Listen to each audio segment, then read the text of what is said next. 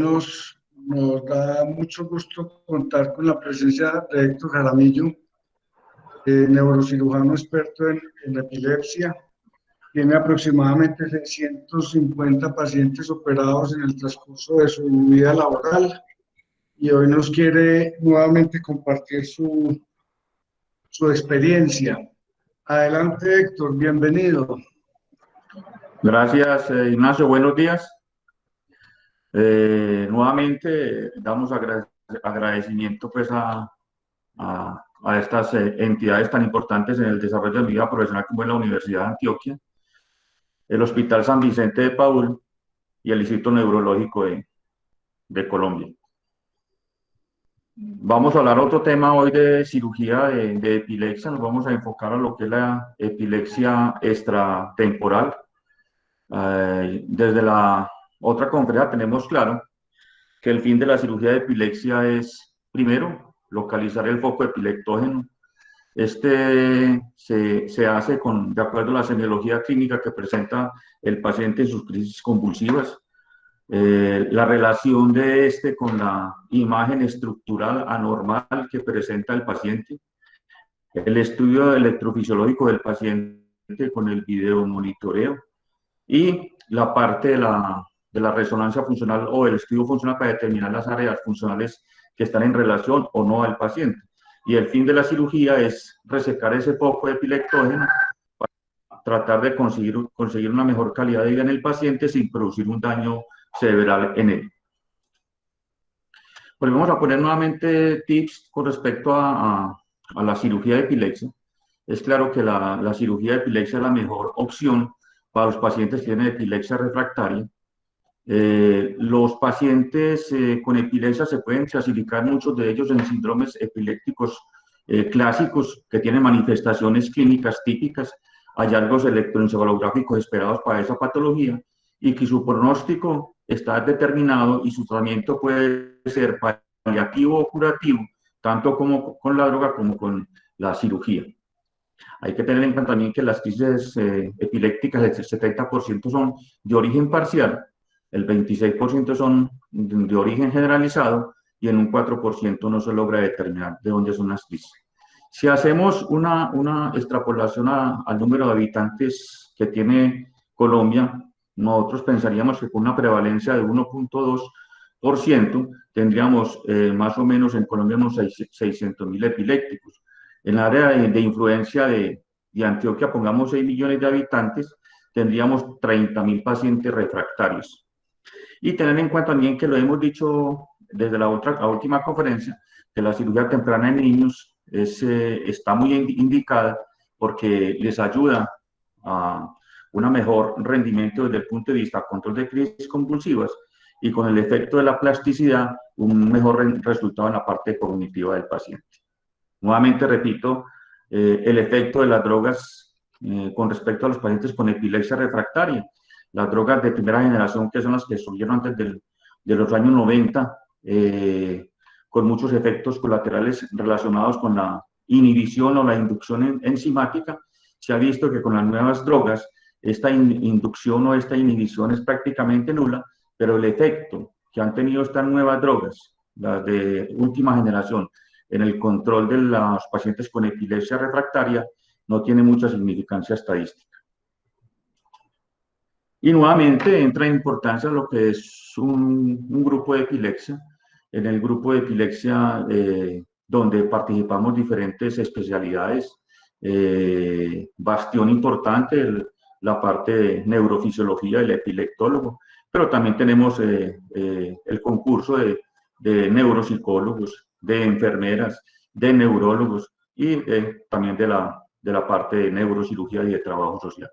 Es claro que también en la última conferencia definimos qué es epilepsia refractaria y la definición tal vez más clara es la falla al uso apropiado de dos anticonvulsivantes indicados para la patología del paciente y donde no se alcanza ningún tipo de control. Hay otras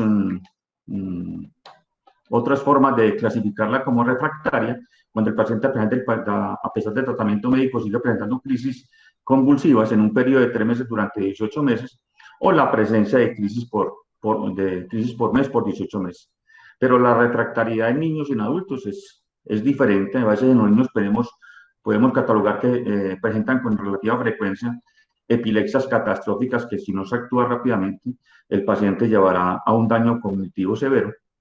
No todos los pacientes con epilepsia refractaria se detectan en los primeros años de vida y ahí no hay una definición clara para determinar todos los grupos de pacientes de epilepsia, para definirlos y determinarlos como refractarios. En estos 20 años de experiencia, hasta el 30 de diciembre del año pasado, el total de pacientes intervenidos son 616. Es claro que el principal grupo es la epilepsia originada en el lóbulo temporal, donde hay 407 pacientes.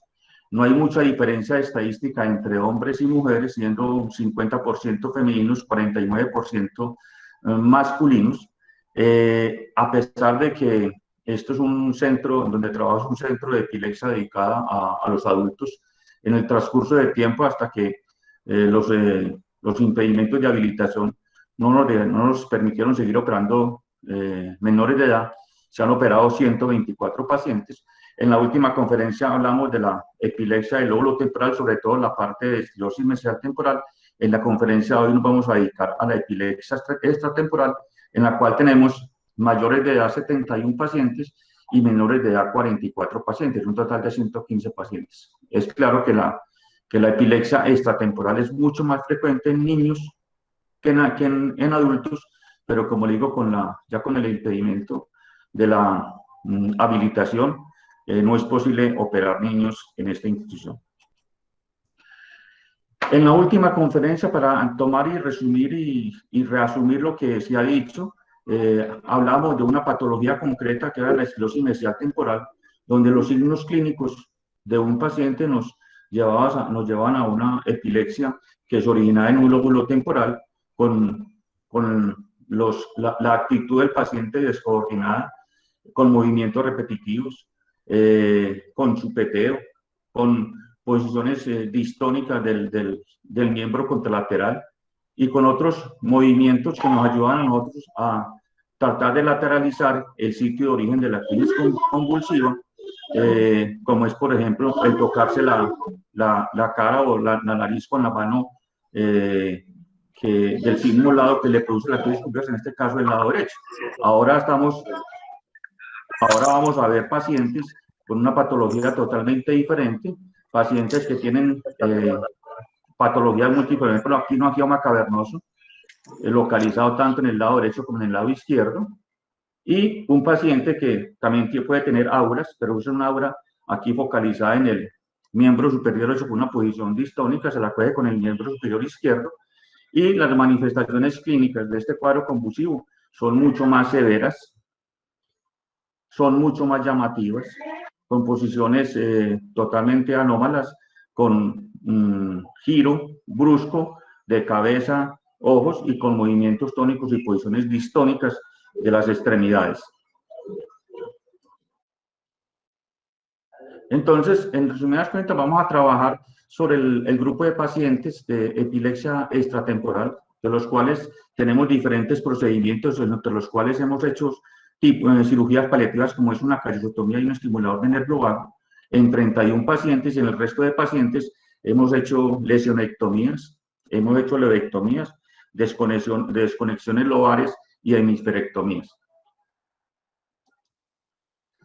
Y nuevamente caemos en todo lo que es el mapa de un paciente con epilepsia refractaria. Ustedes saben perfectamente que el paciente con epilepsia tiene una mortalidad más de 2 a 3 veces que la población normal. Tienen frecuentemente asociados trastornos psiquiátricos, entre ellos la depresión. Tienen también aumento de la mortalidad, tanto en relación directa a la crisis convulsiva como la muerte súbita, que puede enfrentar estos pacientes patología conocida como el SUDEP.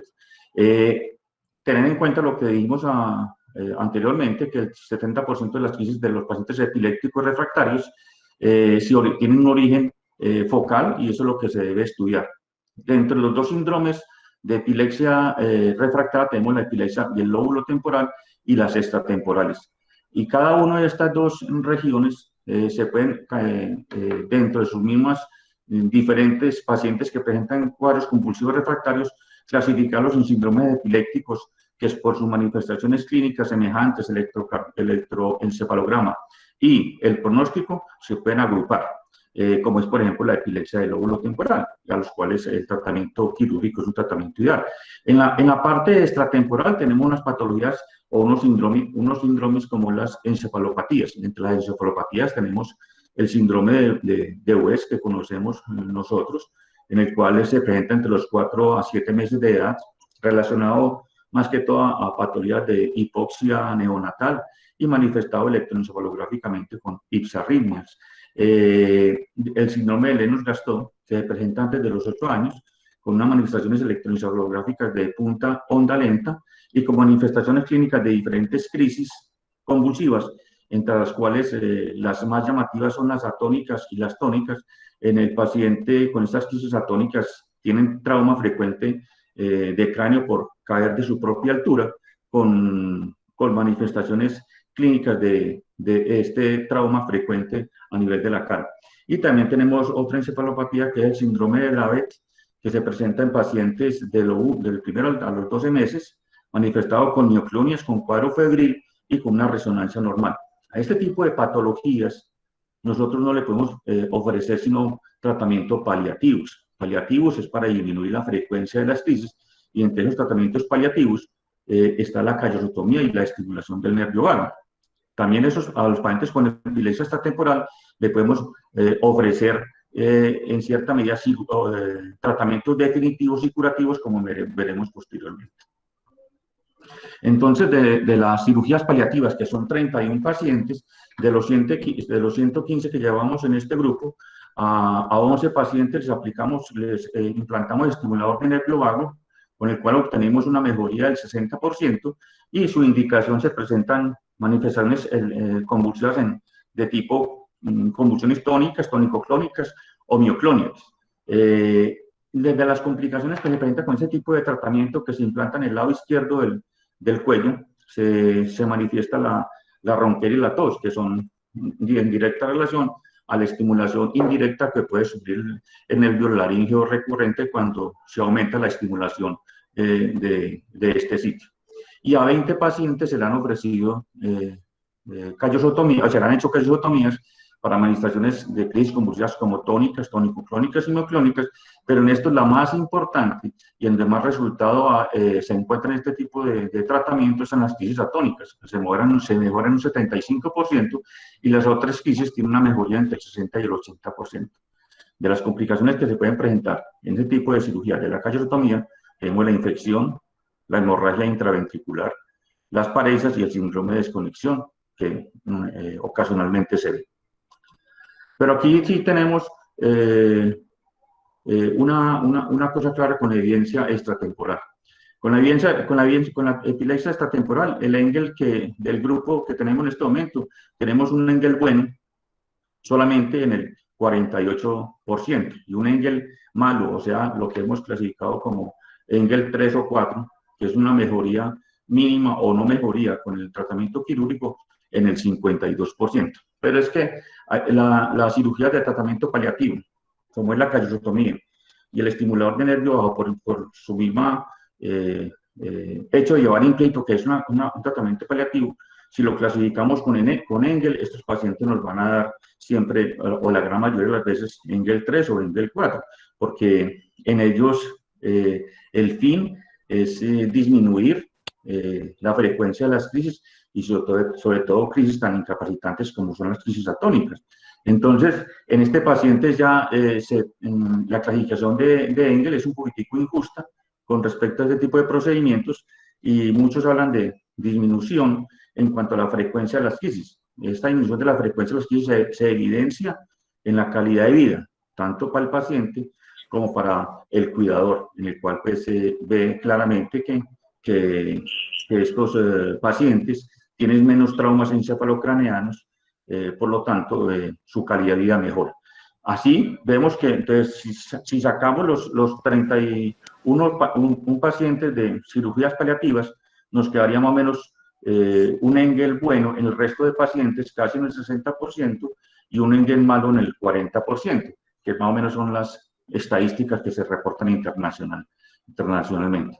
Como le digo, cuando hacemos un tratamiento de este tipo, de una callosotomía, lo que más mejoramos son este tipo de crisis. Lo van a detallar aquí cuando enseguida cuando el paciente hace el movimiento de flexión de la cabeza y la extensión de las extremidades, que el paciente está de pie, se caería y sufriría el trauma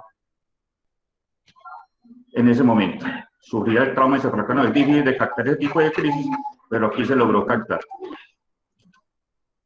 Entonces, también como en el lóbulo temporal, nosotros debemos de determinar la zona epileptógena. La zona epileptógena es el área que un paciente necesita, por su patología de epilepsia refractaria, ser resecada para adquirir u obtener control de las crisis convulsivas. Dentro de esta zona tenemos diferentes áreas. Tenemos, por ejemplo, la zona disfuncional, que es la zona que se evalúa y que se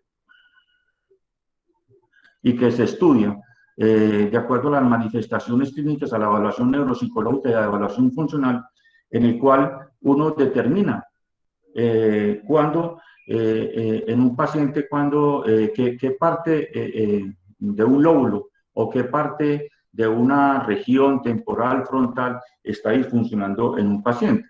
Hay que tener en cuenta que la evaluación neuropsicológica evalúa la asimetría funcional, que ya la habíamos visto en la evaluación de la epilepsia del lóbulo temporal, donde definimos que la dominancia de memoria es clara, la memoria verbal es dominante en el hemisferio dominante del paciente, usualmente en el lado izquierdo, como las otras funciones, como la memoria no verbal, está en el lado no dominante.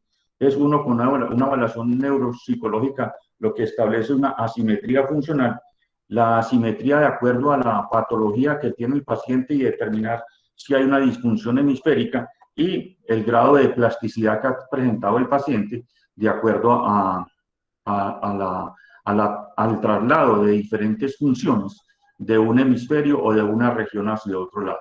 Esta zona disfuncional usualmente es la zona más grande de la zona epileptógena o del área epileptógena. Después viene la zona irritativa, que la zona irritativa está relacionada con la actividad eléctrica interictal.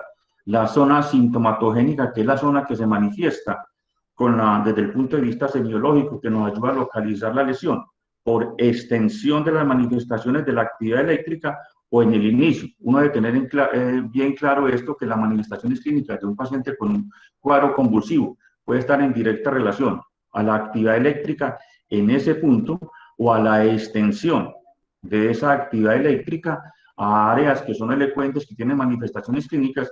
Por eso un área de inicio ictal puede estar cerca o puede estar distante de las manifestaciones clínicas, o puede estar cerca o distante de la zona lesional. La zona lesional como tal es la que vemos como la resonancia que nos muestra si hay algún tipo de lesión, tumor, cicatriz o alguna displasia cortical. Y dentro de todo el estudio de la zona epileptógena, donde nosotros vamos a ver la zona lesional, la zona de manifestaciones clínicas y la zona de manifestaciones electroencefalográficas, tenemos que ver la relación de esta zona epileptógena con las regiones elocuentes y si en realidad la resección de esta zona no llevaría a pérdidas o a déficit neurológico en el paciente. Eso hay que tenerlo muy claro para no producir un déficit que no es aceptable en el momento actual.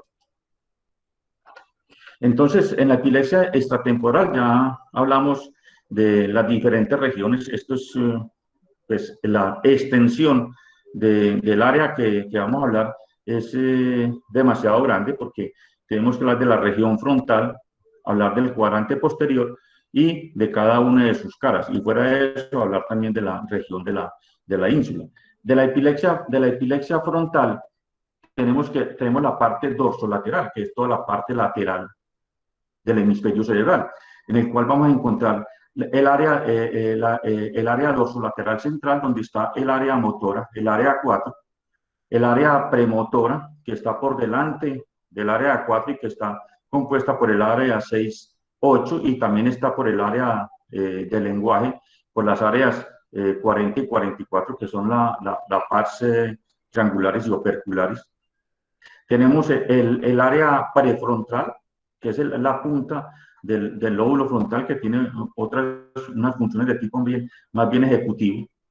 Tenemos el área frontovasal, donde tenemos los 5 giros de esta área, de esta parte frontal, el giro lateral, el anterior y el posterior, el giro recto y el medial, que tienen también manifestaciones clínicas muy parecidas al área prefrontal, y las manifestaciones del área dorsolateral central muy parecidas por extensión o por cercanía a las manifestaciones que vamos a ver de las convulsiones originadas en el área premotora.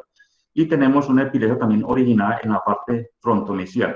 En esta parte frontomesial, pues tenemos el área del lóbulo central, que es el área sensoriomotriz del miembro inferior contralateral, el área motora suplementaria y la parte anterior del área del cíngulo.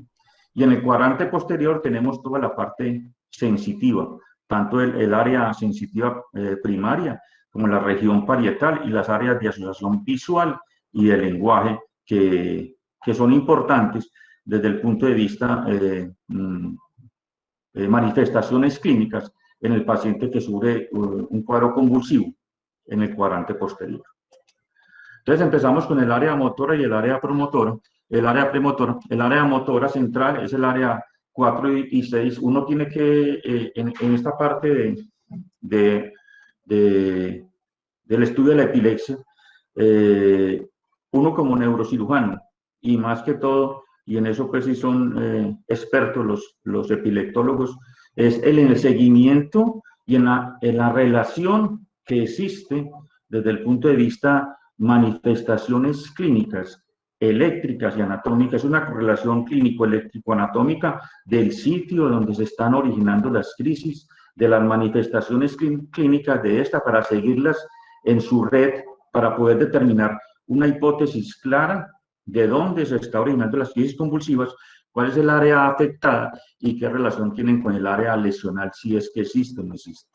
Entonces, por eso vamos a hablar aquí mucho de números de áreas que nosotros también como neurocirujanos las debemos conocer y profundizar para dar un manejo a diferentes patologías tumorales, vasculares o de tipo epilepsia, para determinar y poder predecir un déficit neurológico en un paciente que se va a llevar a algún tipo de procedimiento quirúrgico. Entonces, el área motora es el área 4 y 6.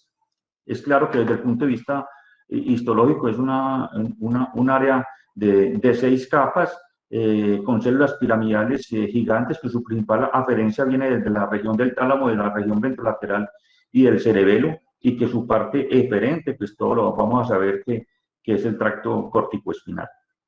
De esa parte, en la parte inferior, en la parte opercular, tenemos también el área de Broca, que son los segmentos de Broman 45 y 44, la pars operculares y las triangulares, cuya lesión nos va a llevar a prosodia en los pacientes.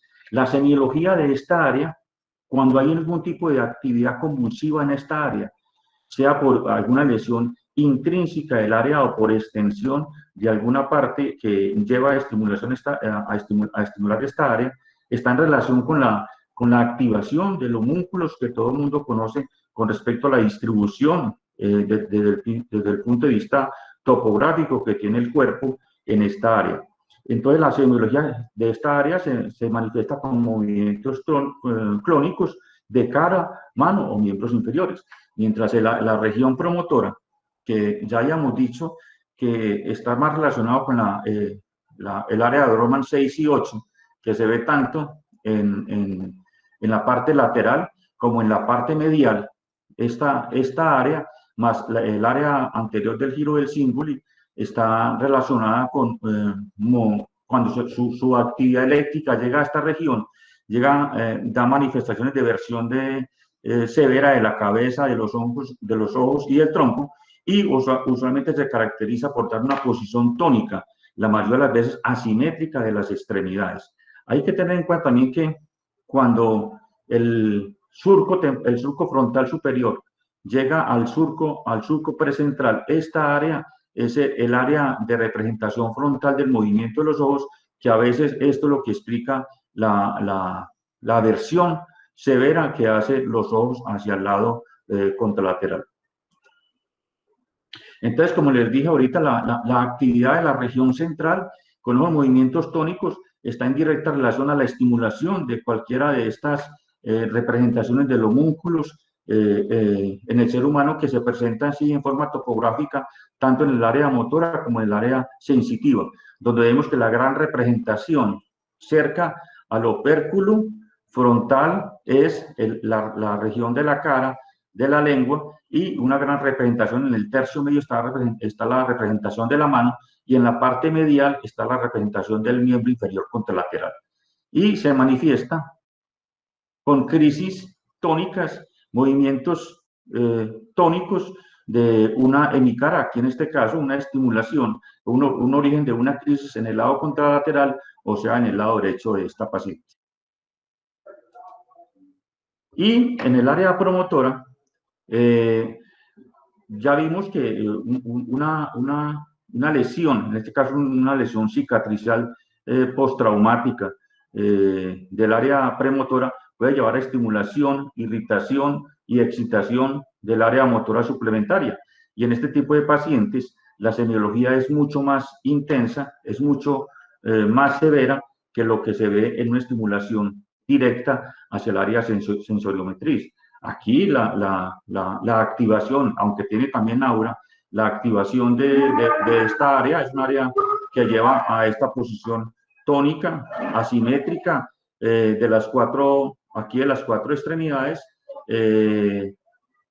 con crisis que son con demasiada frecuencia y, como ven ustedes, demasiado incapacitantes para este paciente. ¿Cómo estudiamos el área central y el área dorsolateral? Perdón, el área central y el área premotora. Es claro que, de acuerdo al tipo de lesión que presente un paciente, nosotros debemos definir si el tratamiento lesional de tipo oncológico o del tipo epiléptico es lo fundamental en este paciente. Por ejemplo, si tenemos este paciente con esta área del lóbulo esta lesión del área del lóbulo paracentral, del lado derecho de este paciente, manifestado con cuadros convulsivos de miembro inferior izquierdo, esta área, desde el punto de vista epileptógeno, uno ve que el tracto corticoespinal está totalmente empequeñecido y está además infiltrado de esa área donde está la representación del miembro inferior izquierdo. Es claro que este paciente, su resección, que debe ser una patología o es una patología de bajo grado, para un mejor pronóstico del paciente desde el punto de vista oncológico, está en directa relación a una resección completa. Y esta resección completa va a llevar a pérdida completa del movimiento del miembro inferior izquierdo en el paciente. Eso hay que verlo desde el punto de vista tanto oncológico como desde el punto de vista convulsivo para controlar este paciente. Ahora, si la lesión en este lado, aquí en el lado izquierdo, está lateral al tracto corticoespinal, aquí hay que evaluar otras cosas, a ver qué relación tiene con diferentes áreas de representación en el homúnculo. Por ejemplo, aquí vemos la representación de la lengua que está basal y lateral a la lesión como tal, que también aparentemente debe ser un glioma de bajo grado. Si vemos la parte de la parte del lenguaje, vemos que el área de Broca se estimula anterior al sitio de la lesión, que el movimiento de los pies está parasagital y está superior al sitio de la lesión, y que el movimiento de la mano está intrínseco, está interno dentro del área lesional. Entonces, en este paciente, idealmente, desde el punto de vista funcionalidad, yo creo que lo que se hace y lo que se plantea hacer en él, que pueden utilizarse, como vamos a ver enseguida, técnicas como la neuronavegación o técnicas como la anatomía despierta, hay que tener claro que este paciente hay que conservar son las otras funciones. Esta función como tal de la mano, para tener un pronóstico desde el punto de vista oncológico y desde el punto de vista epilepsia, la funcionalidad de la mano se va a perder. Entonces, en este tipo de lesiones, sobre todo en el área motora y premotora, fuera de la resección que se hace en el paciente, uno debe, se debe plantear, o siempre frecuentemente se debe hacer electrocorticografía intraoperatoria hasta que esta actividad eléctrica anormal del paciente la logremos desaparecer de la actividad cortical. Y por eso, como le dije ahorita, uno puede marcar y dibujar el área afectada para la neuronavegación, porque a veces no se logra diferenciar ese tejido anormal del tejido normal. Y la técnica que utilizamos desde hace 20 años es la cronotomía despierta en el paciente, donde la hemos utilizado tanto para la parte motora de mano, para la parte motora del miembro inferior y más que todo para el área del lenguaje. Ahora, tenemos otras dos regiones, que es el área prefrontal y el área frontovasal. Estas dos regiones que están más relacionadas con funciones ejecutivas, con toma de decisiones, con procesamiento, con motivación, con emoción, y que son áreas que en el área de Broman han sido determinadas como la área 9, 10, 11, 12, la 46 y la 47, además de la región frontovasal. Son áreas que sus manifestaciones clínicas están en una crisis convulsiva, son típicas de esta región y son las crisis hipermotoras, en las cuales muchas veces están precedidas de auras y expresiones de miedo seguidas por movimientos repetitivos, y tienen la característica de que usualmente son crisis que se presentan en la noche, y que su parte electroencefalográfica, cuando se estudia la parte interictal, puede relacionarse la zona lesional con la región dorsolateral en un 72%. Pero cuando es de origen frontomesial, es difícil relacionar esta parte, es solamente el 32% la podemos relacionar con un origen frontomesial si el origen de la crisis y la actividad eléctrica en sus manifestaciones externas no logra localizar esta región. Entonces, como dijimos, tienen típicamente las manifestaciones hipermotoras con esa expresión de miedo que estos pacientes en su crisis convulsiva lo manifiestan. Lo vemos aquí, vean los movimientos repetitivos, los movimientos incoordinados, los movimientos de mucha actividad, más la expresión de pánico, de miedo que presenta el paciente. Ya por extensión de la crisis se afectan otras áreas. Aquí posiblemente ya la extensión llegó al área motora suplementaria, donde asume esa posición distónica. Hay que también tener en cuenta que la parte de la neuroimagen nos ha permitido a nosotros detectar lesiones que no se lograban evidenciar anteriormente, y son las lesiones displásicas, como vemos aquí en este giro frontal superior. Aquí hay una pérdida de la claridad entre la diferenciación de la sustancia gris y la sustancia blanca. En este punto está brillante, y fuera de eso sale una colita que, si la seguimos, puede llegar hasta el cuerno frontal. Aquí la tenemos más clara. Aquí vemos la colita que se origina de la región frontal, en el giro frontal superior, hacia el ventrículo. Eso es compatible con una displasia tipo 2B, cuya resección quirúrgica lleva a un éxito del 100%. En este tipo de pacientes nosotros solamente con la neuronavegación logramos ubicar, y la mera resección de la cuña del área cortical y del área de la sustancia blanca, que está hiperintensa, es suficiente para lograr un control en estos pacientes. Como vemos aquí, una crisis ígnica en el cual hay movimientos repetitivos de corta duración, y recuperan el estado de conciencia.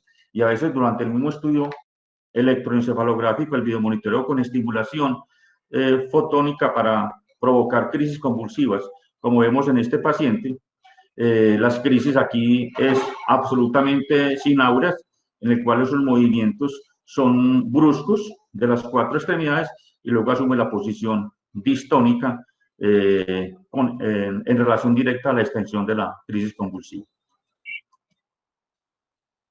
Otra área difícil de diagnosticar es las crisis convulsivas originadas en la parte frontomesial, en la parte medial de los hemisferios aquí en la región frontal, donde se afecta tanto la parte sensoriomotriz del miembro inferior contralateral como el área premotora y el área anterior del cinguli. Hay lesiones que evidentemente manifestadas, que es de reciente conocimiento por parte mía, unas lesiones tan grandes como esta que vemos aquí, posiblemente un angioma cavernoso, que manifestado con este tipo de crisis convulsivas, que el único estudio que necesita este paciente es tomar la decisión de una cirugía para la resección y el control de las crisis convulsivas. Desde el punto de vista semiológico, la región frontomesial está más en directa relación con la actividad eléctrica del área motora suplementaria, con esas posiciones tónicas asimétricas de las extremidades que presentan este tipo de patología y que muchas veces van a requerir estudios de invasión para determinar sobre todo el área, los límites de esta área para llevar a una resección quirúrgica. El cuadrante posterior, que es otra área muy importante, extensa, difícil de diagnosticar porque muchas veces desde el punto de vista clínico es más las manifestaciones que expresa el paciente en cuanto a síntomas de la región de esta región desde el punto de vista sensitivo o a la actividad eléctrica que presenta el paciente, porque desde el punto de vista todo el contexto como tal es difícil el diagnóstico del cuadrante posterior. Empezamos que la parte más anterior del cuadrante posterior es el área sensitiva, el área 1, 2, 3, que a diferencia del área 4, aquí no predominan la presencia de neuronas, sino que más que todo de células granulares. La principal aferencia del área sensitiva primaria viene del núcleo ventral posterior-medial del tálamo y el núcleo lateral. Tiene en su parte posterior está el área parietal 5 y 7. Esta área parietal 5 y 7 está en relación directa a los movimientos que tiene el ojo ante diferentes para desviar la mirada hacia un punto o un estímulo. Cuando hay una lesión unilateral, esto usualmente se manifiesta como una ataxia óptica, y cuando hay una lesión unilateral, hay una negligencia de ese cambio. También en la parte inferior tenemos la región parietal inferior, que es el área 40 y el área 39, que son el giro angular y el giro supramarginal, visual como de la parte del lenguaje. Tiene la finalidad de dar asociación al área de Wernicke para la comprensión del lenguaje y para la función aritmética. Por eso, cuando se hace una lesión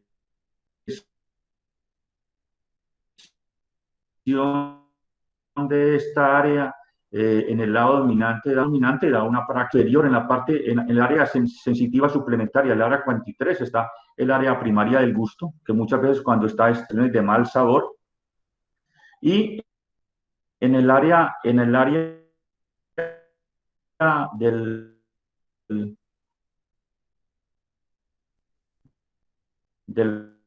lóbulo temporal en su tercio posterior está el área de Wernicke, en directa relación al área 39 y al área 40.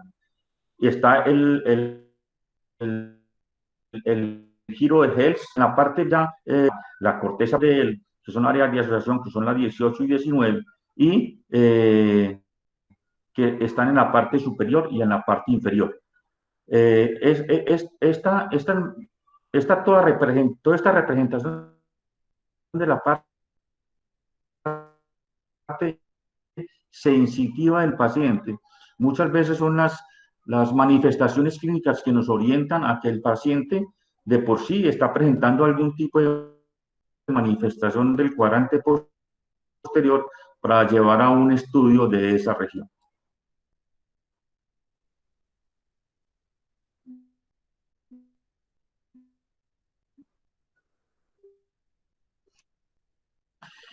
Dentro de las manifestaciones clínicas de las crisis convulsivas están en directa relación al área de estimulación. Su extensión hacia el área infracalcarina se puede presentar en un 50%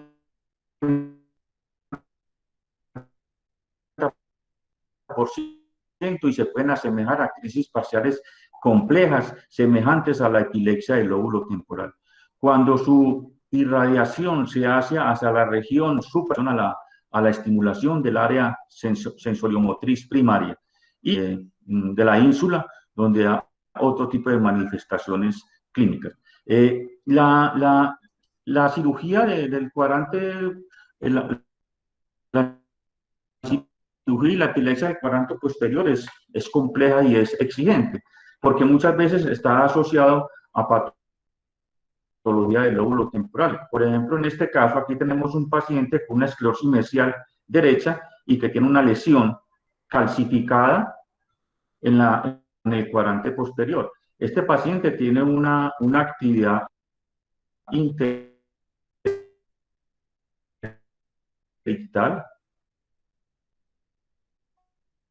que está localizada en el cuadrante posterior izquierdo. El paciente da manifestación hacia el lado derecho y posiblemente originadas en el cuadrante. Manifestación de una cuadrante posterior impulsiva va a requerir una cirugía tanto del lóbulo temporal como del cuadrante posterior. Y otra área importante, sobre todo si hay manifestaciones clínicas que no se correlacionan con el sitio posiblemente de origen temporal o del cuadrante posterior del área motora, es en la región de la ínsula. Ustedes saben perfectamente que la ínsula es un lóbulo que está escondido dentro de la fisura silviana, cubierta por el opérculo frontal, por el opérculo parietal y por el opérculo temporal. En él ustedes se distingue un área donde el surco central, que sigue directamente con el surco central a nivel del hemisferio cerebral, divide una parte posterior en dos giros largos y una parte anterior en giros cortos. Esta parte anterior de giros cortos se ha determinado, se ha demostrado, sobre todo por estudios de estereoelectroencefalografía, que esta área tiene un área de mucha representación desde el punto de vista autonómico. Y el área posterior tiene mucha influencia, sobre todo de la parte sensitiva del área motoria, del área sensitiva primaria y de las otras áreas sensitivas del cuadrante posterior. Por eso muchas de las crisis convulsivas del cuadrante posterior se pueden manifestación con crisis, con manifestaciones clínicas poco claras que uno las relaciona con el área insular. Lo importante de esto es que esta área anterior, desde el punto de vista filogenético, lo dijimos en la conferencia anterior, también tiene 3 capas, igual como lo tiene el surco olfatorio y igual como lo tiene la región parahipocampal. Eso hace parte de todo el sistema límbico y por eso es un área que está predispuesta tanto a hacer una extensión o una propagación de crisis originadas en cualquier lóbulo frontal, lóbulo parietal o lóbulo temporal, o manifestaciones que se pueden originar en su interior que llevan a pensar que el paciente tiene una crisis de origen en la ínsula.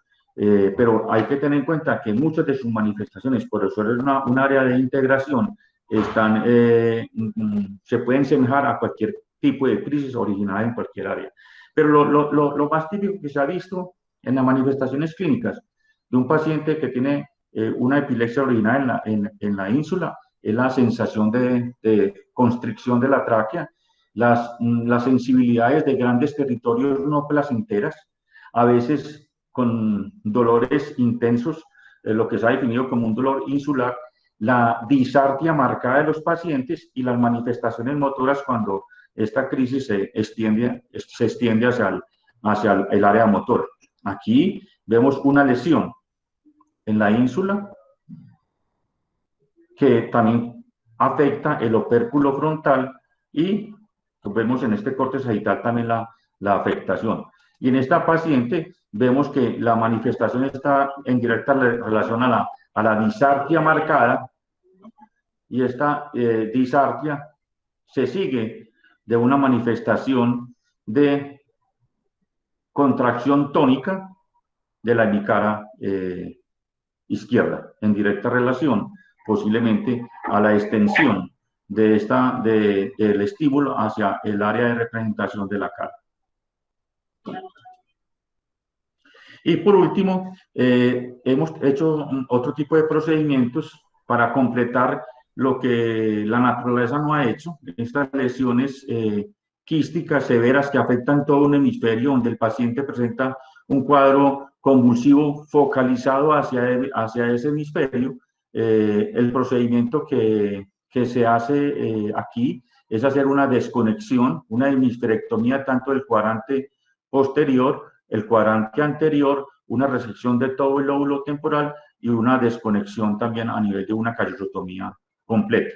Esta es una cirugía con muy buen resultado desde el punto de vista control de crisis convulsivas, bastante exigente desde el punto de vista quirúrgico porque esta atrofia y el hecho ya de entrar y drenar líquidos separados de los planos anatómicos se alteran demasiado y el miedo que le da a uno es meterse hacia el otro hemisferio, que es el sano, y no producir un daño en el paciente. Entonces, los diferentes procedimientos que hemos realizado en los pacientes con epilepsia extratemporal es las lobectomías. En las lobectomías hemos tenido un Engel malo de 3 y 4 en el 56% de los pacientes. Yo creo que aquí es más relacionado porque posiblemente el sitio, los bordes de extensión de estas lobectomías no han sido completamente aislados de la actividad eléctrica y por eso tal vez el resultado no es tan bueno. Cuando hacemos lesionectomías, el resultado de un buen Engel es del 56%. Cuando hacemos una desconexión lobar, el resultado es de un 66%. Por eso digo que yo en este momento ya no hacemos lobectomía, sino prácticamente lo que hacemos es desconexiones lobares teniendo planos seguros para dar un control adecuado de la epilepsia. Y con la hemisferectomía hemos tenido un Engel muy bueno en el 72% de los pacientes. Este tipo de procedimiento lo hemos hecho en los pacientes que tenemos una correlación diagnóstica, es decir, en pacientes que no tuvimos la lesión y la actividad eléctrica está en directa relación a la lesión. Entonces no necesitamos hacer ningún otro tipo de procedimiento y obtenemos este tipo de control que más o menos nos da un control de un buen Engel en el 60%, que son las estadísticas que se reportan a nivel internacional. Pero si hacemos invasión de electrodos a los pacientes, como vimos el resultado en este paciente es del 60%, cuando no invadimos con electrodos, vemos que no hay tampoco ninguna diferencia cuando los invadimos con electrodos. En un 60% tenemos un buen Engel y en un 40% no tenemos un buen Engel. No quiere decir que la invasión de electrodos no justifica porque no hay ninguna diferencia estadística. No, nosotros hacemos o planteamos el grupo plantea una invasión de electrodos cuando no hay concordancia de los exámenes, cuando no hay concordancia de la semiología, cuando la imagen no es concordante con la actividad eléctrica, o cuando las manifestaciones clínicas no están concordantes ni con la actividad eléctrica ni con la lesión. Entonces, vemos que no hay ninguna diferencia entre los dos grupos, pero analicemos los grupos de invasión. nosotros podemos hacer invasiones con electrodos subdurales, que son estas rejillas, o con estereoelectroencefalografía, que son todos estos electrodos que después discutiremos en una próxima conferencia cuál es la indicación de una invasión o de otra y cuál da mejor resultado.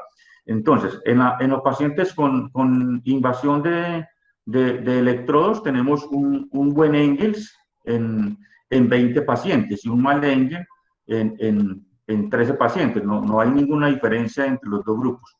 Pero si analizamos a los que le hicimos invasión con electrodos, con los subdurales, el porcentaje de mejoría, con los subdurales el porcentaje de mejoría fue apenas de un 54%, con un porcentaje de mal resultado en un 46%. Mientras, cuando utilizamos la técnica de estereoelectroencefalografía unilateral o bilateral, el porcentaje de buen éxito en estos pacientes es del 81%, comparado con un Engel malo en un 19%. Eso es más o menos lo que nosotros en este momento hemos hecho en este grupo del Instituto Neurológico en estos 20 años de experiencia con la epilepsia del lóbulo frontal o la región extratemporal. Muchas gracias.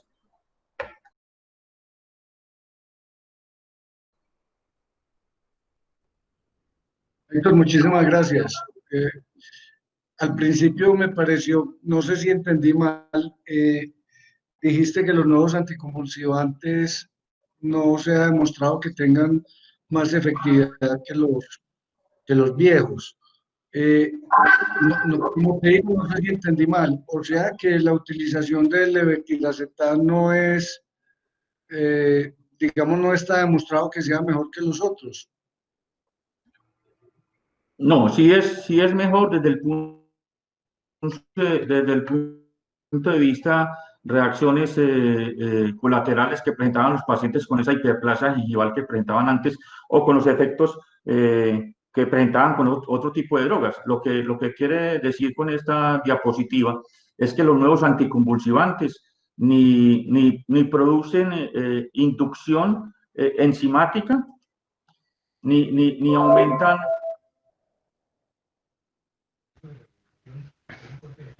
Profe, que tenga, puede decir. No producen, no aumentan la inhibición enzimática ni llevan a la inducción enzimática. Por lo tanto, los efectos colaterales que se pueden presentar en estos anticonvulsivantes de nueva generación, yo creo que es el efecto que se ha logrado con ellos. Pero no es que tengan un efecto estadístico grande sobre el control de la epilepsia refractaria. Yo no sé si el doctor Felipe Álvarez está por ahí para que nos complemente un poco esta pregunta. Profe, ¿puedo opinar? Sí, claro. Adelante. ¿Cómo están? Vea, la afirmación que acaba de hacer el doctor es absolutamente cierta. Y existen suficientes pruebas en la literatura para demostrar que los nuevos anticonvulsivantes no son más efectivos que los antiguos.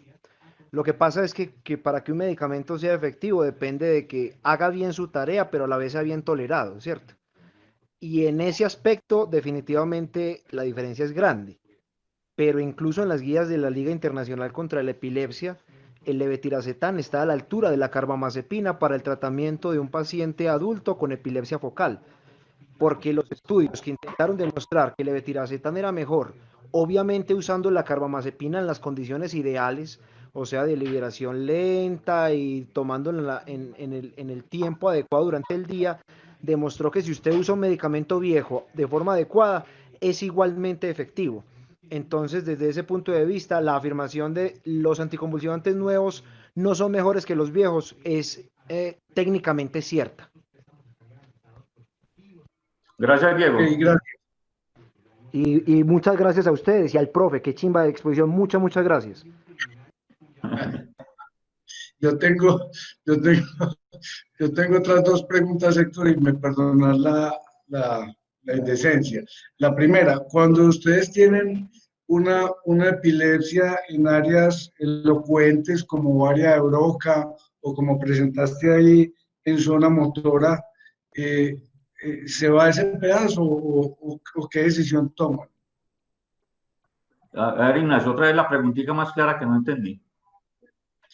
Por ejemplo, tenés una epilepsia en área elocuente, en área de Broca, Ujú. y sabes que el foco es ahí.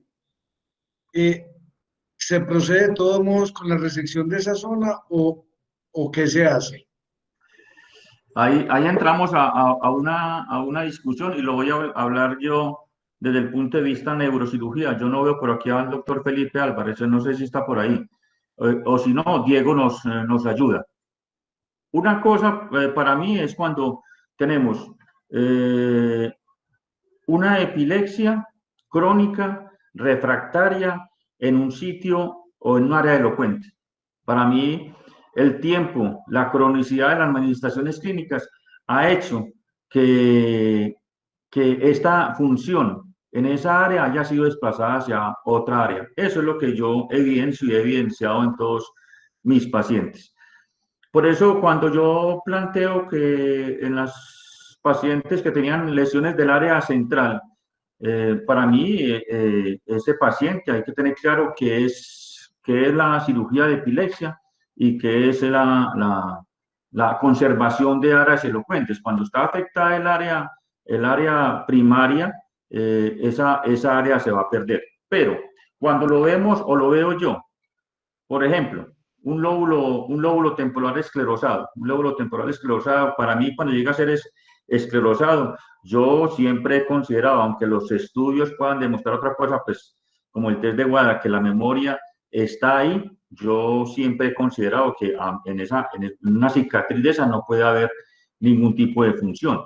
Si yo veo que hay una lesión en el área de Broca, lado izquierdo, un tumor en ese lado de bajo grado, y un paciente con epilepsia refractaria al manejo médico de muchos años de manifestación, esa área de representación del lenguaje en su parte motora está desplazada hacia otro lado. Pero ese paciente es un paciente que idealmente se hace con paciente despierto para tener la seguridad de que no se va a afectar. Yo creo que en una próxima conferencia podemos ver un paciente de esos con área de representación en la cara en la cual uno tiene que arriesgar porque la actividad eléctrica persistente en el monitoreo intraoperatorio dice que hay actividad eléctrica normal y uno ve y evidencia que muchas veces la resección de esa parte no lleva a fascia del paciente. Héctor, y Profe, gracias. Y finalmente, hablando del pronóstico, ¿vos considerás que el Deportivo Independiente de Medellín está para grandes cosas este año o no? Está en Engel 4. ¿Qué? Está en Engel 4. Está desahuciado. profe, Adelante, ¿me escucha? doctor Zorro. Felipe, ¿Qué más, profe? Por aquí estaba, no sé, tenía un problema con el micrófono. Buenos días a todos. Ahorita que te perfecta. volvió a apagar. Ya, Se, se volvió, no se escucha bien. Es que tengo como... ya. Bueno, con respecto a epilepsia del lóbulo extratemporal habría muchas cosas que decir, pero de pronto voy a responder la pregunta que hizo el profesor Ignacio con respecto a áreas elocuentes. Hay ciertas patologías que se ha demostrado con el tiempo que la función permanece ahí. Los dos paradigmas básicos son la displasia cortical tipo 2. La displasia cortical tipo 1, por ejemplo, puede tener todavía el área funcional ahí. Eso depende mucho en el momento en que se aborde el paciente. Cuando son, sobre todo, personas muy de corta edad, pueden desplazar la función.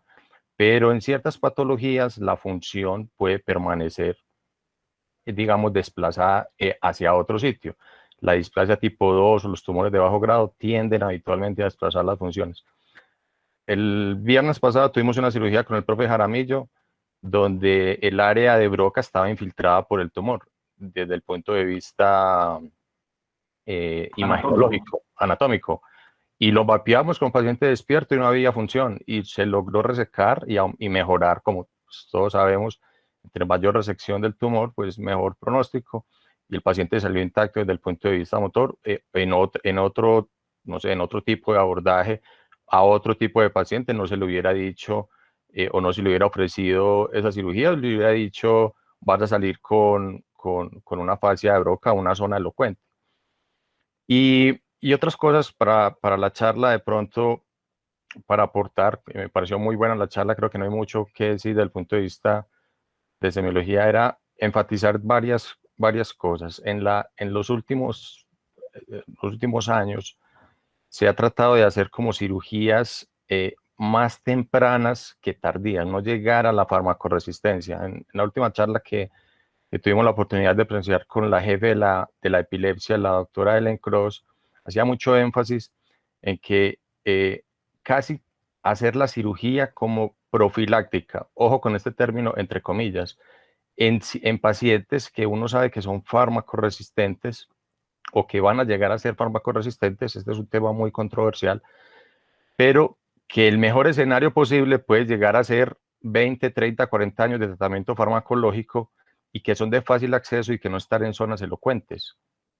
Esa sería algo como para tener en cuenta. El año pasado, el doctor Guillermo Engel, que todos también los conocen, fue en un momento, digamos, presidente de la epilepsia, de la Liga Internacional contra la Epilepsia, hace un artículo muy bonito donde demuestra que menos del 1% de los pacientes candidatos a ser llevados a una junta médico-quirúrgica son llevados a ellas, o sea, menos del 1%, o sea, que la gran cantidad de pacientes que no se están siendo evaluados por juntas médico-quirúrgicas, en las cuales no necesariamente tiene que ser llevado a cirugía, muchos puede que no lo sean, casi la mitad no lo es, pero que se están dejando de beneficiar de tratamientos paliativos o incluso curativos, o que pueden llegar a ser llevados a invasión, se está desaprovechando esa oportunidad. Creo que la cirugía de epilepsia es una eh, eh, técnica que ha sido infrautilizada, es como lo que nosotros vemos, da muy buenos pronósticos en el paciente bien seleccionado, el paciente que tiene factores pronósticos, sobre todo las extratemporales, lesiones o que uno supone que el área elocuente está en el lado izquierdo, no lesional, que tiene actividad irritativa en el lóbulo temporal ipsilateral. Bueno, cada área tiene como sus factores de riesgo, no son buenos candidatos quirúrgicos resectivos o para invadir. Esos pacientes no se justifica ni siquiera invadirlos, porque uno sabe que no va a poder hacer mucho, pero serían candidatos ideales para hacer tratamientos paliativos con estimulación cerebral profunda o estimulación de nervio vago.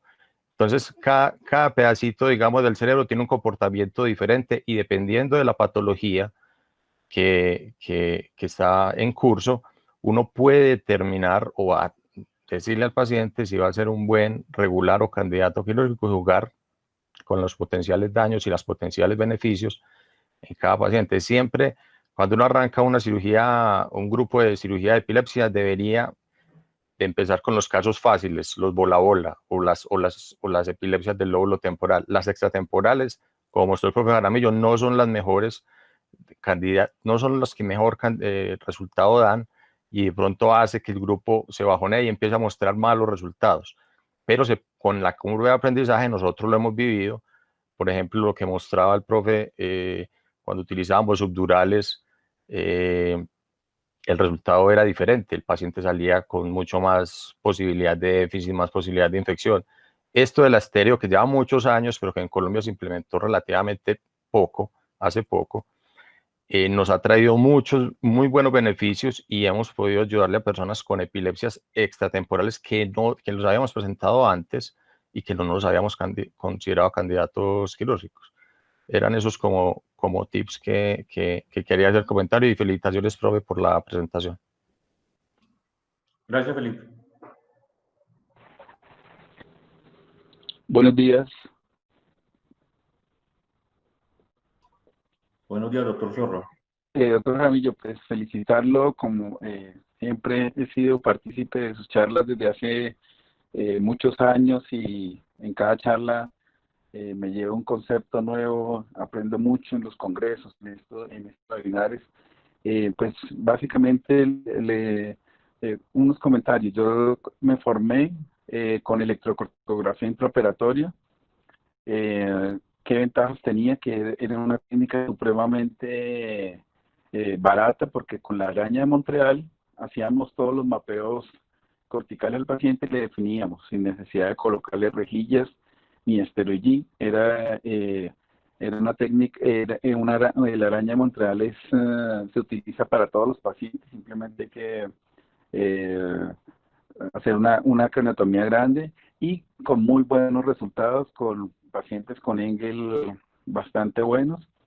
Vi la técnica de las rejillas subdurales, que era más o menos lo que se hacía entre el 2005, 2008, 2009 en Estados Unidos, y fueron mis primeros casos de epilepsia, más o menos hasta el 2003, 2014, fueron todo con rejillas subdurales, con ventajas y desventajas que usted muy bien mostró, y en este momento migramos y casi la invasión la hacemos más de un 90-95% con Stereo G, con la ventaja de menos riesgo de infección, menos riesgo de pérdida sanguínea, sobre todo en niños, nos da una información adecuada. Simplemente hay que adecuar la tecnología. Mis primeros casos hacía arteriografía, luego me di cuenta que no era necesario hacer la arteriografía, sino simplemente lo hacemos con angioresonancia o con resonancia a tiempo de vuelo, y hemos tenido una tasa de complicaciones bajas. Empecé a hacerlas con marco de estereotaxia, mudé a neuronavegación y volví otra vez a cambiar a estereotaxia, porque definitivamente en el cerebro no hay nada más con más exactitud que la estereotaxia. Básicamente esa ha sido mi evolución en cuanto a la invasión. Lo mismo también, como me formé y como ha sido mi evolución de pacientes operados en áreas elocuentes, yo siento, soy agresivo porque pienso que si no hay una resección adecuada de la displasia o de la lesión que ocasiona la epilepsia, el paciente va a seguir con su epilepsia, y lo que yo he visto generalmente es mucha plasticidad, y especialmente niños. Al comienzo todos los pacientes en área de lenguaje y en área motora los operaba despierto. Inclusive hicimos un artículo en área motora y área de lenguaje, era el dogma. Con la llegada de muchas cosas, por ejemplo, la resonancia magnética funcional, con la llegada de la tractografía, con la llegada de los potenciales evocados, lo que nos ayudan los fisiatras o los neurólogos, este tipo de tratamientos, también cambié. En este momento lo único que estoy operando despierto son pacientes en área del lenguaje. Toda el área motora la estamos haciendo el paciente bajo anestesia general, nos apoyamos con el mapeo cortical o con los potenciales evocados, y si es pertinente, preferimos todos los pacientes tener resonancia magnética funcional y electrocorticografía. Somos agresivos porque si no se hace una resección adecuada, sobre todo de displasias corticales, sobre todo de lesiones isquémicas, lo que hemos visto en nuestra experiencia es que el paciente definitivamente sigue con mucha epilepsia. Y para terminar, en cuanto a los tratamientos paliativos, hicimos un trabajo y sorpresivamente tenemos mejores resultados en nuestro grupo haciendo callosotomías que estimulación de nervio vago. Es un método antiquísimo, es un método que solamente se necesita ser cirujano o ser neurocirujano, pero que en nuestra serie tiene unos resultados superiores comparativamente callosotomía versus estimulación de nervio vago. Eso era todo. Nuevamente felicitaciones, Doc. Muchas gracias.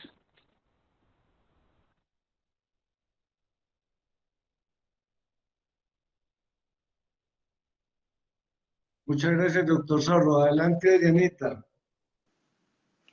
Hola, ¿cómo están todos? Hola, Ignacio. Héctor, pues felicitaciones. Yo quisiera expresarme así emotivamente como Diego, pero sí fue una conferencia muy buena, excelente. Muchas Dígalo, gracias. dígalo. Bueno, entonces yo sí quería como hacerles un aporte desde el punto de vista de neurofuncional. Nosotros tenemos 18 pacientes agresivos que hemos operado hipotalámicos y uno de ellos tenía además un lenogastó y el otro un síndrome de West. Ellos ya llevan más de un año libres de crisis. No los operamos obviamente para la epilepsia, los operamos fue para la agresividad, pero no importa donde uno ponga un electrodo, algunos han mostrado que las crisis convulsivas pueden disminuir en frecuencia y en intensidad. Y yo tengo pues esos dos casitos. Ya los que hemos operado directamente para epilepsia han sido 8 pacientes en el núcleo centromediano y también tenemos tiempo importante libre de crisis. El otro fue uno que les comenté también cuando Héctor habló la vez pasada, que lo pusimos fue hipocampal, pero realmente pues es una opción, es simplemente como por tenerlo en cuenta, que puede ser una posibilidad. Para mioclonías también se puede poner un estimulador cerebral profundo. De esos todavía no tengo pues ningún caso. Entonces, es una opción que se puede contemplar. La pregunta que hacía Ignacio en las áreas elocuentes, cuando hay una lesión, no por tumores es otra cosa, oncología es otra cosa, ya lo hablaron, pero si es simplemente el foco epileptogénico en esa área elocuente, este puede ser también un criterio a contemplar. O sea, hay muchas cosas que uno puede pensar, siempre son pues la última opción, pero realmente las expectativas son demasiado altas dentro del mundo de neurofuncional. Pensamos que puede servir. Y con respecto al estimulador de nervio vago, que siempre se ha sido considerado pues paliativo, obviamente, yo he visto, apenas tengo 19 pacientes para epilepsia, porque tengo 20, pero el último lo pusimos fue para un hipo. Pero lo que yo he notado es que es demasiado conservador los parámetros de estimulación. Uno puede ser un poco más agresivo y obtener mejores resultados. Entonces pienso que con el doctor Zorro nos podíamos juntar con Héctor, con todos los que tenemos estimuladores de nervio vago, empezar a trabajar un poquito solo en la programación, a ver uno qué obtiene de manera segura. Pero como uno en funcional con estimuladores de todo tipo, uno se vuelve un poquito más tranquilo en la estimulación. Yo pienso que eso se puede optimizar. A ver qué pasa. Pero eso era. Muchas gracias y felicitaciones, Héctor, como siempre.